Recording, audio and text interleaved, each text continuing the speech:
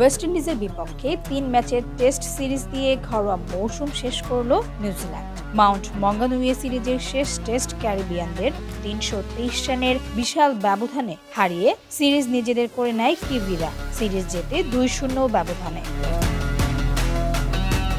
ম্যাচে প্রথম ইনিংসে নিউজিল্যান্ড তোলে ৫৭৫ রান। জবাবে ওয়েস্ট ইন্ডিজ লড়াই করলেও দ্বিতীয় ইনিংসে বড় লক্ষ্যের চাপে পুরোপুরি ভেঙে পড়ে তারা। ৪৬২ রানের লক্ষ্য তারা করতে নেমে কোনো উইকেট না হারিয়ে ৮৭ রান তুললেও মাত্র ৫১ রানের ব্যবধানে হারায় সব উইকেট। শেষ পর্যন্ত ১৩৮ রানে অল আউট হয় ক্যারিবিয়ানরা।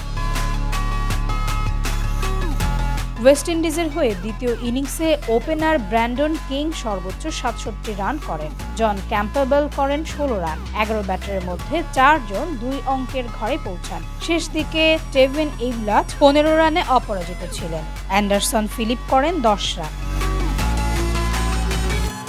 নিউজিল্যান্ডের হয়ে দুর্দান্ত বোলিং করেন জ্যাকব ডাফি। তিনি ৪২ রান দিয়ে ৫ উইকেট নেন। ৩টি উইকেট শিকার করেন এজাজ প্যাটেল। পুরো সিরিজ ২৩ উইকেট নিয়ে ডাফি হন সিরিজ সেরা।